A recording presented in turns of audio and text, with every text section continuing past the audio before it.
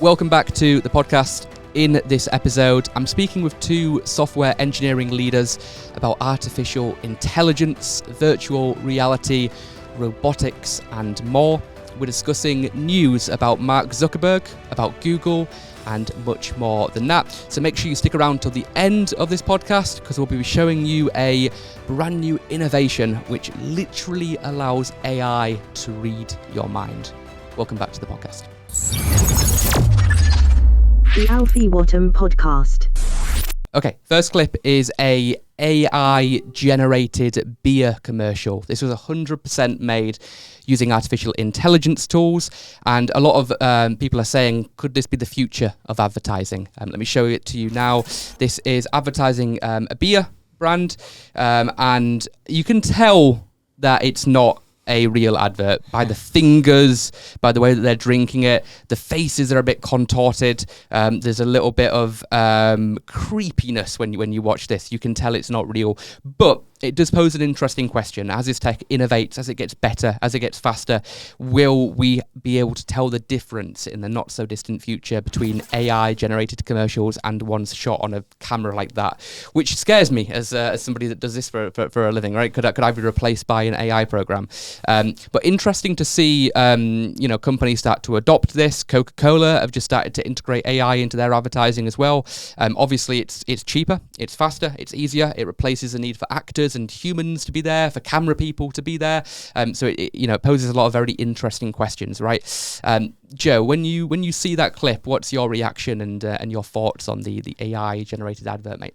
Yeah, it's interesting. I mean, you can see in that clip, it's obviously not there yet. I like the flames that are going up in the middle. But you can imagine if it does become cheaper and it is good enough, that people will move to that, companies will move to that. And then, well, one thing you could predict also that maybe there'll be like a counter trend of some companies trying to stand out by actually making the ads in real life. Like, Christopher Nolan is famous for not using CGI in his films. Yeah. The equivalent of that in advertising, everyone's using AI. We're not. We're special, Yeah. Another trend, I guess, could be that they can more personalize ads. So, yes. If I know data about you, Alfie, you like podcasts, you like tech, I'm going to create a special ad about this car just for you, about how you can listen to podcasts in this car, and it's perfect for you. Could be instantly generated. Yeah. You, based on your likes, based on your algorithm, based on what you're interested in on social media, that data that's then sold to advertisers, a custom version of each ad which sells something to you could be made. And when we start entering the world of, AR, and when we have glasses where you can, everything without a glasses is a QR code, but put the glasses on and then it changes automatically to an advert which is generated just for you. We start entering like Black Mirror, really interesting territory, right, and where this could go. But I agree with what you're saying. The backlash could be there, but I think as it's cheaper, as it's easier, as it's faster, companies probably will start to adopt to this as their way of marketing new products and services. John, what's your perspective when you see the AI generated beer commercial, mate? So the first thing that struck me was the social cost. Okay. i.e. Now even jobbing actors are going to have struggling to get work. Yeah. So there is that social cost to it. But my main thought about it was that that's an advert just as an idea, and it's a one size fits no one sort of advert. It's not really selling anything to anyone. But what it's showing is with the knowledge about everyone that all these companies have got, how they can really now personalise adverts exactly to you. Yeah. And I thought that was the starting thing. So I suddenly thought now it might be that a beer company can work out and find out what sort of day I've had or what day of the week. That's a great idea. My mood is, am I predictably in? And therefore it could tune the advert to me. At that specific time, this is when you usually, open your beer, and now that's when we hit him. Yeah. It's warm. It's warm. It's Thursday. John's been working.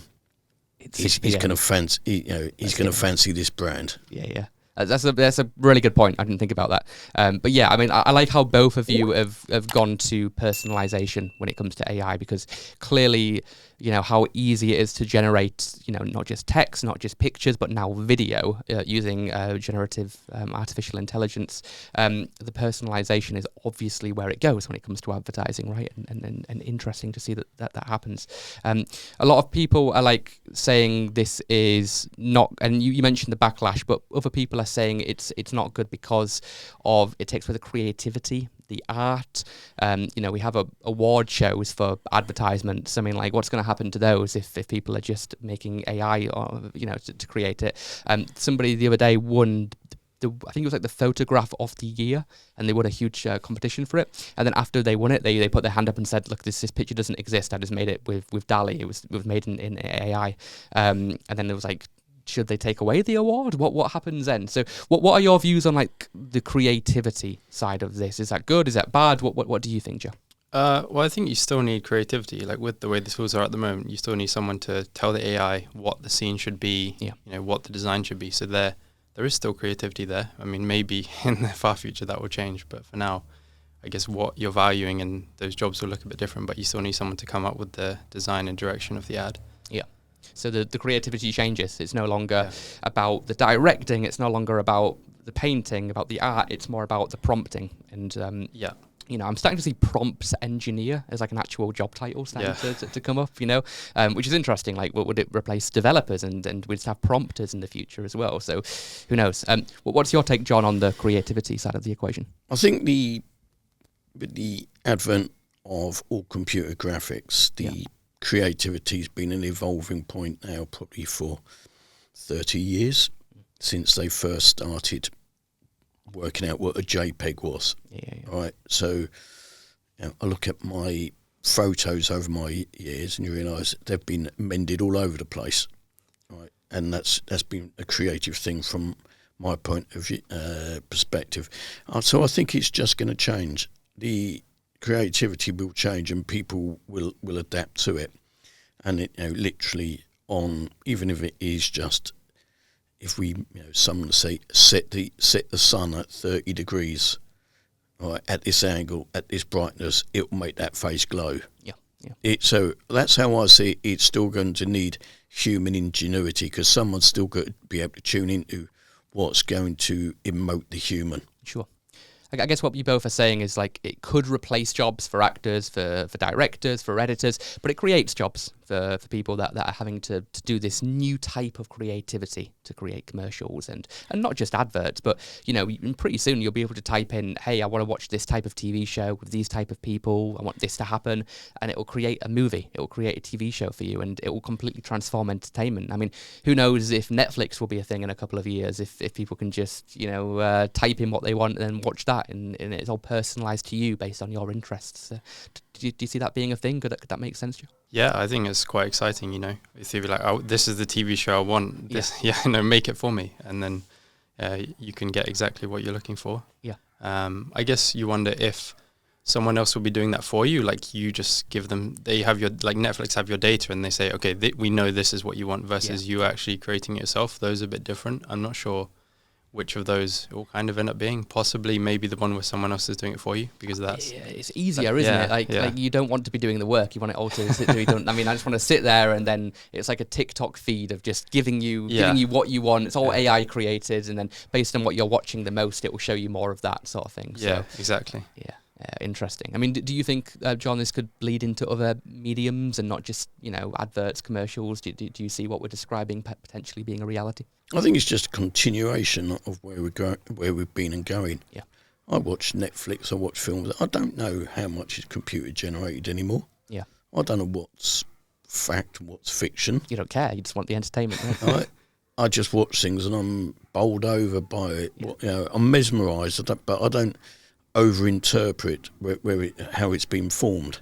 So I just think that, and if someone's going to use their creative nous and the technology is going to help them, we're the winner. Yeah, absolutely. I think the end user is the one that will benefit from all of this at the end of the day.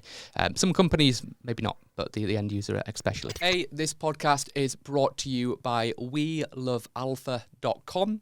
If you're looking to grow and hire and scale your software engineering team in the UK, then go to welovealpha.com to hire the best software developers on the market.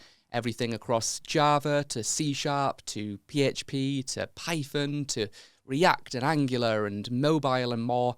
Go to welovealpha.com to hire the best software engineers in the UK now.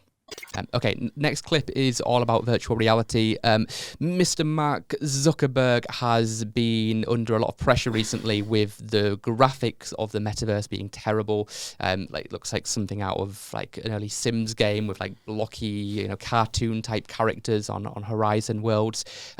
They've stepped it up a level. They're doing like photo realism and mapping, and pretty soon in the metaverse, they're hoping that you're going to be able to look like a person would. Here's a demo which they showed at a recent Meta Connect event, showing that it looks just like an actual video of Mark, of Mr. Zuck, when in reality this is scanned, this is mapped, and this is created, and hopefully in virtual reality you'll be able to have a conversation with a person and not a cartoon figure. There it is under the hood. Apple, who are rumoured to release their XR headset in a couple of weeks, or at least show what it's going to look like, have apparently made the killer feature of their model a FaceTime type app where you'll be able to have this type of realism as well. So you'll be able to have a video call with somebody by putting on a headset, and it will look just like you're having a video call with somebody in the room. So right now, VR, very blocky, very Pong type graphics. It's pretty legacy. But when the graphics become indistinguishable from real life, then we're talking, that could be something interesting, right? What's your view, John, on the clip, on the future of VR, on the metaverse, on Mark's innovation in this realm? So I find it very interesting that he's more and more actually trying to focus on on what the real face will look like, what the reality is. See, now getting into, you can start getting augmentation on body language and facial language, which I think is exciting and scary. And the reason I think it's exciting, yes, but it's scary because it's easy to be manipulated. Yeah, deep fakes and etc. and things like that, and slightly, maybe almost like misleading people. Yeah. Right, or it could misrepresent, because it could suddenly mean that it could take someone, misrepresent them, and then put them out that to be the reality. Sure. So I think it's a train that you can't stop. But I suppose, like with all things with Meta, I think it needs a bit of slowing down and a bit of regulation somewhere. Yeah. Because otherwise it can be abused in the same way that obviously his whole social media ideas 20 years ago were very much abused in the big sphere. Oh yeah, I mean, social media regulation, it seems to be on every headline at the moment, and metaverse regulation probably will be the same. I mean, if you think about it, if people are spending a lot of time in this virtual world, is he the president of this new universe, this world? Does he create the laws? I mean, I guess it's his company, so it'll be interesting to see if the government regulates the metaverse and if they get involved in that. And the side with deep fakes is terrifying, because I mean, there's hundreds and hundreds of hours of me on video and audio online, so I'm screwed. I mean, like, people can make me say or do anything at this point. I mean, I'm in massive trouble. But what's your view, Joe, on Mark's vision for, I guess, the next steps of VR? I don't really understand it to some extent. Partly with the graphics, kind of think like, what took so long, given how much they were spending on the project. They spent so much money. Yeah. Crazy. So that they had such basic graphics, compared to even just video games and graphics there. So it looks like something from a PlayStation 2 to begin with. But I mean, they put so much money into it that I think they spent more money on building out the metaverse than it took to get humans to the moon. Okay, no. It's the biggest ever capital expenditure on a project in history, as far as we know, and the effects have obviously taken a while to show what could be done. I mean, they put so much money into it. It didn't work out for a long time.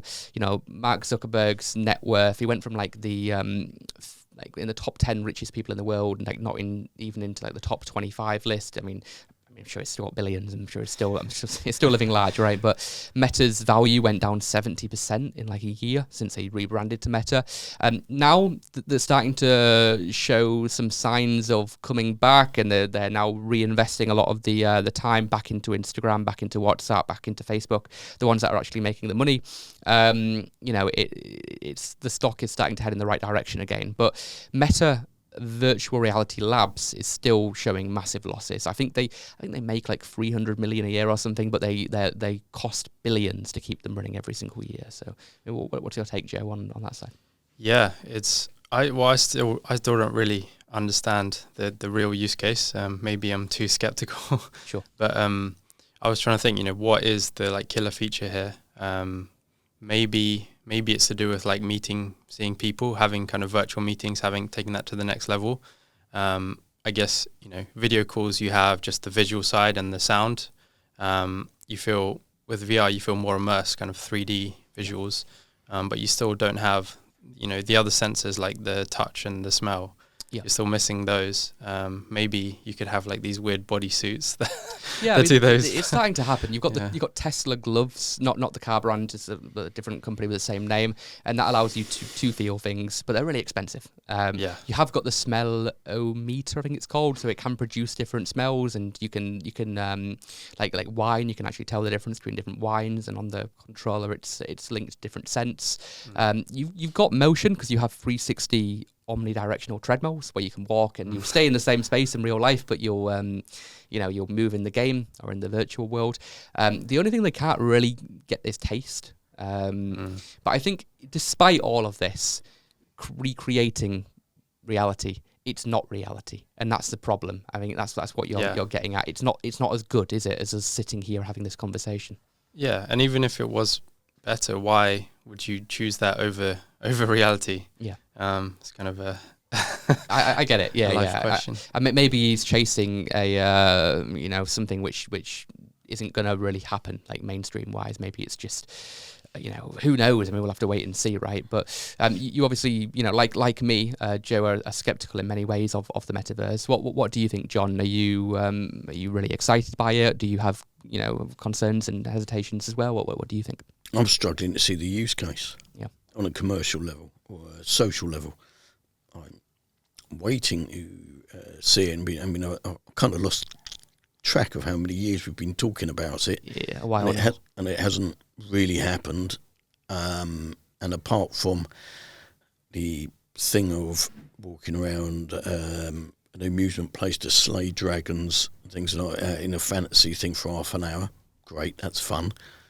I don't see where you're going to get a return on the investment. Sure. Yeah. Hope I'm wrong, and obviously a lot of things have proved me wrong in the past, but I just don't see it. Yeah. I mean, look, they're a long way away. They need to get the graphics right. It needs to stop just being a video game and actually have more use cases. Whether that's fitness, whether that's meetings, like you said, Joe.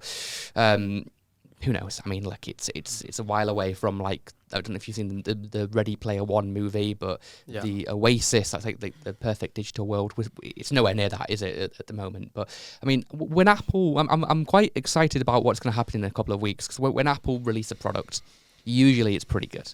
I mean, like most of the iPhone is the best selling consumer product probably ever. I mean, when they make a laptop or an Apple Watch, they don't release 100 products. They release one or two things, and they do them really, really well. So when they enter this market, hopefully they're able to turn the ship around and get it going again. But we'll have to see. There is a risk it's the next 3D TV. If you remember those, that was the next big thing with the glasses. And the glasses are quite similar as well to VR. Maybe. So... Yeah, I mean, if it is the next 3D TV and the amount of money that they put into it, oh my god, I feel for them. But yeah, I mean, you never go to a cinema anymore and wear 3D glasses, do you? I mean, it's just the what you get is not worth what you have to go through to get it, and maybe that's what VR will be until we have it in glasses like this. I mean, but that will be more like AR. It's just not going to happen probably. Yeah. Okay. I just wonder if there will be a counter-revolution where people want to actually get more interaction with humans. Yeah. I'm just wondering, we'd we've got Generation Z. I don't know what comes next, but whether they'll just think, no, we need people. Generation VR is the next one. Generation AI. Yeah, I'm just wondering if they were going to say, no, we just want... Yeah, people go, it's gone too far. It's gone too far. We want people. We just want to talk to people. Yeah. I don't know because I can't predict the future, but I'm wondering if there will be a counter-revolution against it. Yeah. I mean, I kind of hope so, in a way. But it does kind of get me, nervous when I have younger cousins or when I'm hiring for people and they're growing up with this tech, so they're 5 years old and they've got a VR headset on and it's just like the norm for them.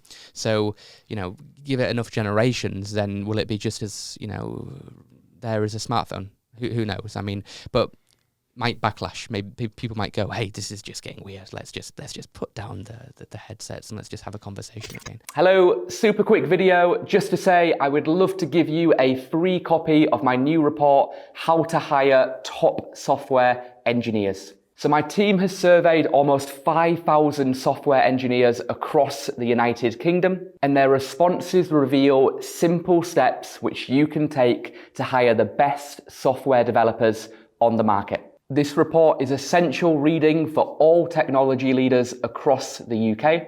Just scan the QR code on the screen to download your free copy now, or go to welovealpha.com/hiring insights to download your free PDF.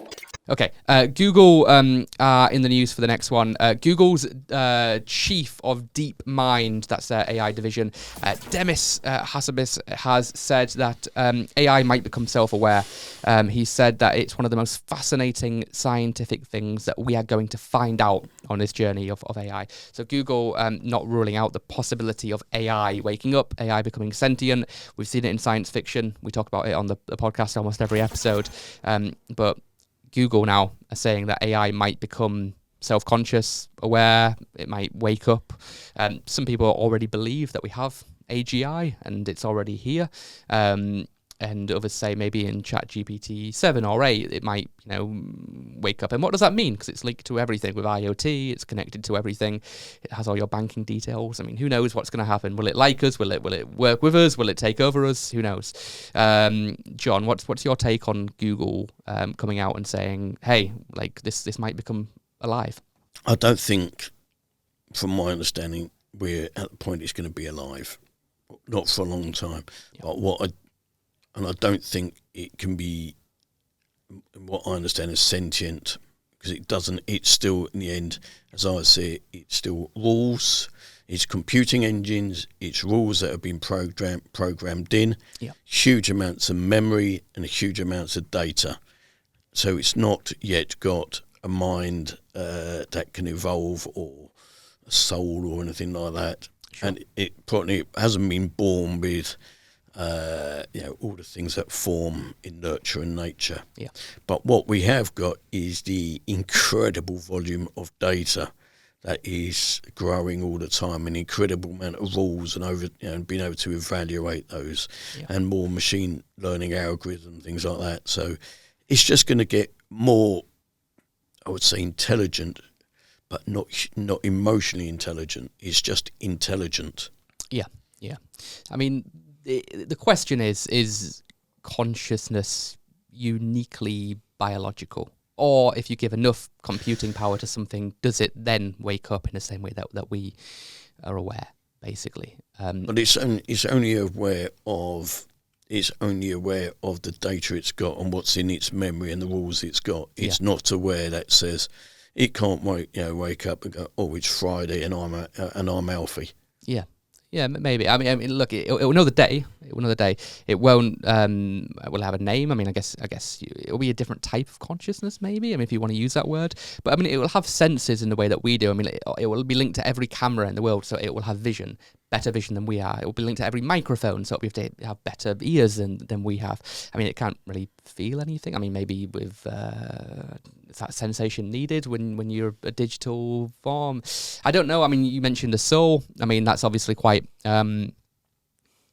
philosophical, spiritual. Is there a soul? Is that a concept? Is that a real thing? Big kind of ties into religion. I mean, like, I agree with you that it's not awake now, but I don't know if it will one day. Maybe Google are onto something. Well, what's your take on the story, Joe? I think if we continue working on it long enough, we can get to the point where we could create consciousness, but then there's partly the question of whether we should. Yeah. We might decide it's unethical to do it, and we don't do gene modification because we think that's unethical, even though we could. Yeah, so there are some things that we have a ban on, right? And you say that's a great example, gene modification, but there will be some countries that are secretly doing it. Like China could probably do anything at this point, right? Because I know the US, the UK, we haven't really, we've banned that, like cloning and stuff. It's just not something that we really do. But there'll be some countries that probably are like way more advanced in that area than we are. Yeah, that's one side of it. I guess also the difference between intelligence and consciousness, we're not fully clear on, like what creates consciousness. Is intelligence on its own just enough, or is there something more? Like, would you have a general intelligence that is, better IQ than us but doesn't have consciousness, or will it just naturally evolve? I guess we have to wait and see. I mean, it is like the question of the times at the moment, right? And some people are terrified by this. Elon Musk is more scared of AI than nuclear weapons. Him and Steve Wozniak and thousands of other tech leaders have signed a petition to pause AI development because they're worried that it is going to wake up. And if it does, and it's linked to everything, does it need us, or will we become the chimps in the same way that we evolved, and then they're now our submissives in the hierarchy of evolution, right? Are we creating our successor? I mean, maybe. Does AI excite you, or does it more scare you? If you had to lean in one direction, what would you say, John? It's a very good question. Mixture of both. I think we've got to remember it's to use it as a tool, so it can be used in a good way and a bad way. It's certainly, I don't look at it as an ultimate threat, and I don't look at it as a panacea. But what I do worry about is if it's not properly regulated or slowed down and given a consideration, like Elon Musk is talking about, is if it just carries on at a pace we cannot predict what the impact's going to be. Yeah. So at the moment, it's not at a dangerous place, I feel. But it's moving at a fast pace. And what I do understand now is we're at a place where, especially for young people, how the hell can they find out fact from fiction from what they read? Yeah. How do they know can see things and it's not been written by a human? How do they know what's true and what's not? How can you find out? Yeah, I mean, it'll be impossible. Pretty soon you won't know what's real or not, will you? I mean, there'll just be so much information online. AIs that on scale that can create misinformation, and if you are trying to sow a narrative into like Twitter or something and onto social media, you could have fake accounts, bots, or with deep fake videos saying the same thing, and variations of that, and that all could be AI generated, and that could sway narratives and political opinions and that sort of thing. What's your take? You could have, in that situation, you could have AI as the solution as well. You could have a fact-checking AI that is able to check that for you and be like, no, that's actually wrong. Yeah. Maybe, which I guess is one solution. On the risks or excitement or afraid of AI, probably both as well. I think even if you only think there's a small chance that something could go horribly wrong and we create a conscious AI and then really bad things happen, you have to take that seriously, even if it's just a small chance, and think about that. And I guess, so you can see arguments online that we're under-investing in the safety aspect. We're racing ahead on the developments because there's like economic incentives to build these great things, but are we spending enough on the safety side of making sure it's aligned with our interests and won't have some doomsday scenario? I mean, we pray. We'll have to wait and see what happens. I mean, this will either be like the best thing ever for humanity or we're all doomed, but we'll find out. Next clip is a little creepy, little weird, but it's robotics which can essentially attach to a person. So, I mean, very kind of connected to the last topic in many ways, but these are robot arms, basically. I don't really know how else to describe it, but they connect to a person, and the idea is you'll be able to control them using your thoughts. Right now, you have to use like a controller, so it's not quite as exciting. But when you like link in Neuralink and you have like a brain chip, which can, I mean, you can already get a prosthetic arm if you're like a soldier and you're wounded, or if you're born, missing a limb, you can have a fake arm put on, and it can be controlled by you thinking, and it will be able to grip and be able to grab things and that sort of thing. And that's being done at the moment, and we've talked about that on the podcast and shared and reviewed examples of that type of technology. This is like going a little bit beyond that and going, hey, you don't need to have your limb missing. We can just attach, extra arms to you. It really reminds me of that Spider-Man guy with the what's he called, Dr. Octopus or something? Yeah, and he has like multiple extra arms, but. Yeah, I mean, like an interesting one. This was sent to me on Twitter by somebody. If you enjoy the podcast and want to send me clips on Twitter, we'll put my handle on the screen right now. But what's your take, Joe, when you see like robot arms? Yeah, it was quite creepy. Especially, I also thought of the Dr. Octopus villain.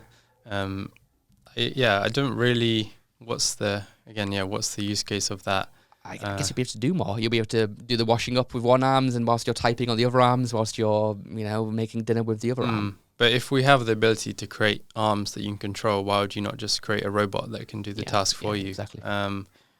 Maybe it's easier to create the arms, but how are you able to control them so well? I guess that seems more difficult than creating a robot that does it almost. Yeah. I know what you're saying. I mean, like, is it a problem worth solving in many ways? I think it's just like it looks really cool and it gets headlines and it looks interesting, but I don't know if the use cases will be there. But I guess you could wonder, are there other things that you could add on? I don't know.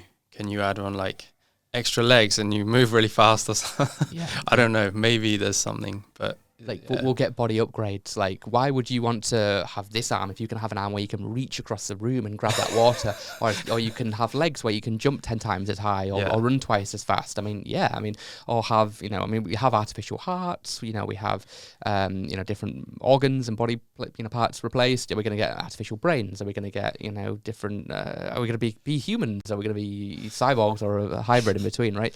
What's your view, John, on that clip?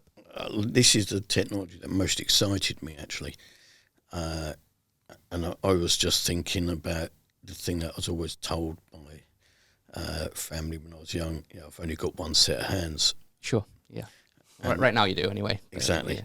Yeah. And what I was actually thinking about that is whether it was attached to the body or not attached to the body. It means that you can, in your brain, be able to get, with robots, get a lot more done.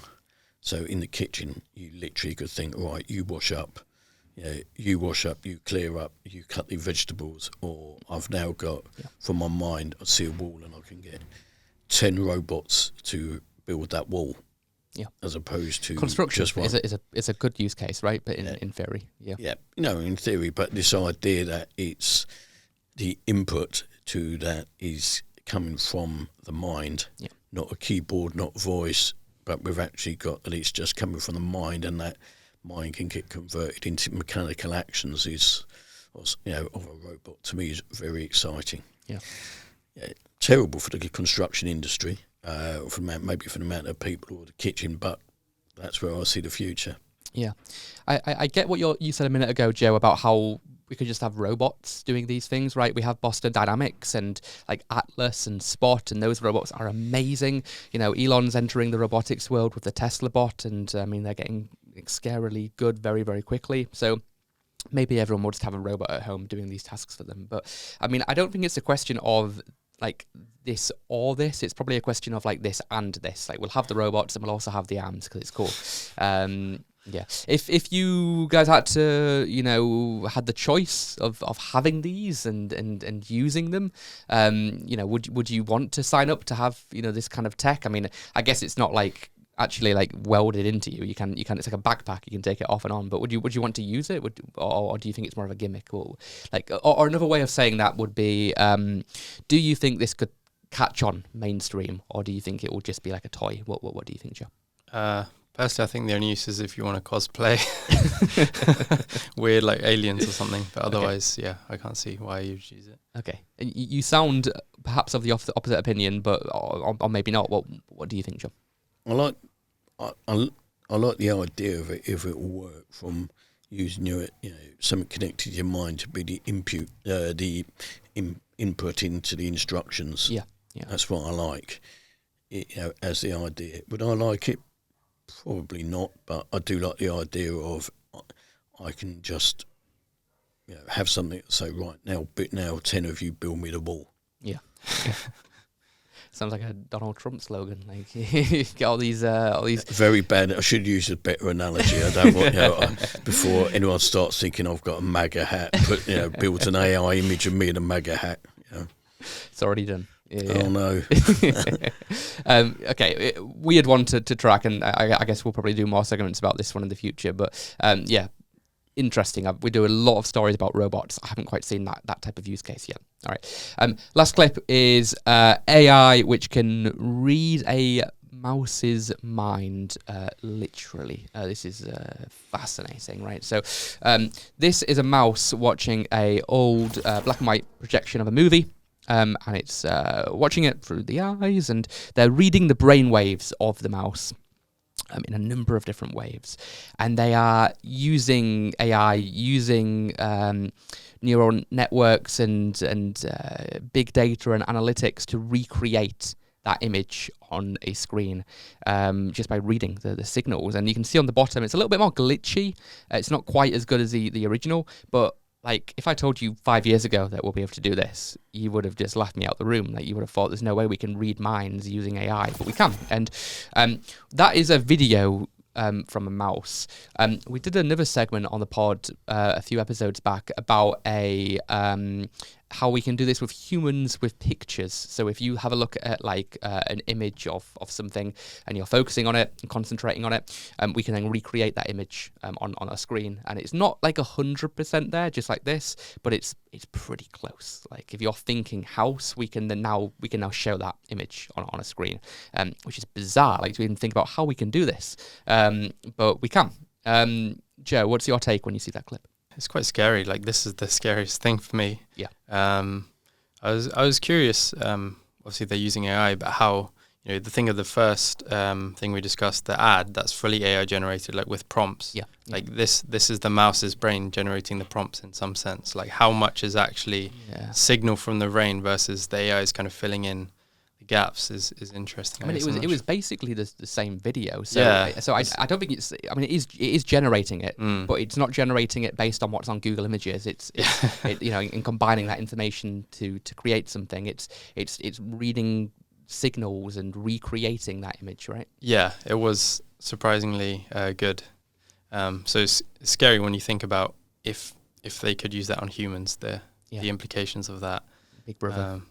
No privacy. Yeah. Anyone could just see what you saw. Yeah, I mean that would be the terrifying way that could go. But John, what's your take on that clip?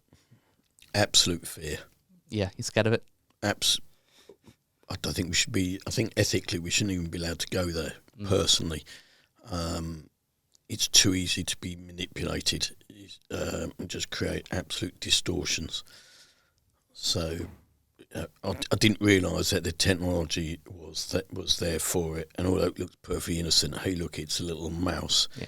The fact that we can actually tune into the electrical signals of the brain, and then they can be read and then manipulated. I can't help but feel that with fear. Okay. So the doomsday scenario is like 1984, if we all have like a Neuralink type device and like a little chip in our brain, and it's great because you can think, hey, send a text message to this person and they'll receive it. You don't have to use your thumbs anymore. It's great because all you have to do is think about Googling a question and it will give you the answer in your mind.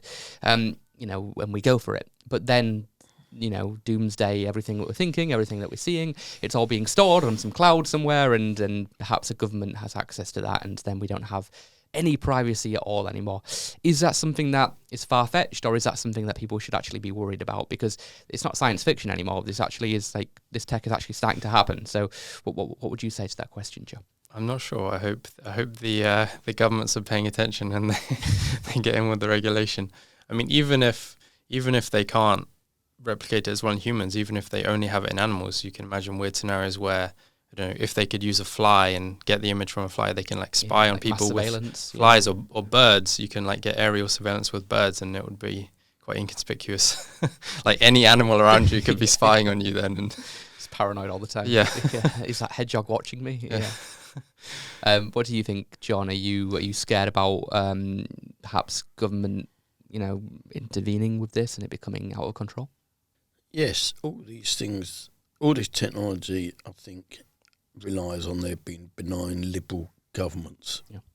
And we live in societies that are ordered, and fair. But we know that the world's not like that. No. And the advance in technology means that ruthless actors can do dangerous things, and then you just don't know what it is, and before you know it, it says, well, I've got this from mine, but it's been distorted, so it can put you into a crime scene, or it can say this is what you were thinking or doing when you weren't. But what evidence will you have to protect yourself? The crime one is an interesting one, right? Because you don't have, what you get arrested, what can they just like read your brain and like, hey, were you there? Were you at the crime scene? What happened? Let's watch it back. I think there was an episode of Black Mirror that actually had that as an exact thing that happened on the TV series. But even hacking, like you could get, what if somebody like 14-year-old kid in the States could just hack into the network and then like watch what everyone's been doing? I mean, maybe this tech is going too far. Maybe you're right. Maybe it's a stepping stone that we shouldn't cross. I guess on this side, same to the AI question. Does the ability to read minds and brains, does that excite you? Does that scare you? Which direction do you lean in? I think you've made your point pretty clear. You're terrified of it, right? But what do you think, Joe? Are you more excited or scared by the potential use cases here? no, I think the same. It doesn't seem like something we should be pursuing. Like the benefits of maybe you can rewatch your memories, but all the downsides seem much bigger than that to me. The issues of privacy, if you have all that you've seen kind of online in some sense, it's hackable, and then just that's too much. There's certainly like pros in terms of like memories. You don't have to take any pictures anymore, or you don't have to whip out your phone to film something. You can just have all the memories just stored on your phone, and then like you just open up your phone, you can watch them back and hey, I wanted to go back to that moment earlier today when we were all hanging out, and then you can pick the best picture to go for.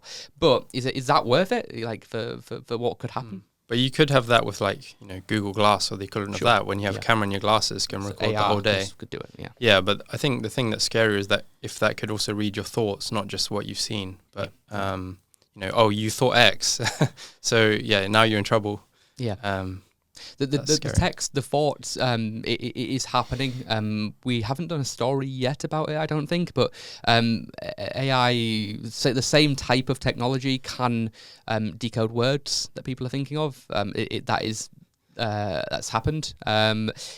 It's very difficult to do, apparently, and a lot of the time it will just completely misunderstand, and it will just spit out nonsense, and it will be like, hey, you were thinking this, but actually this is what happened. So that's going to require a lot of training. But I mean, if we can do it with video, I mean, surely we will figure out how to do it with words. I always had a theory with why Elon bought Twitter, because if you have a Neuralink is of a company and you have Twitter, you can think out a tweet, and you can go, hey, I've got this idea, I want to send that privately to somebody in like a DM, or I can then put that out there into the world just by thinking of it. And maybe he's onto something. Maybe the combination of the two would make him, already rich, but even richer.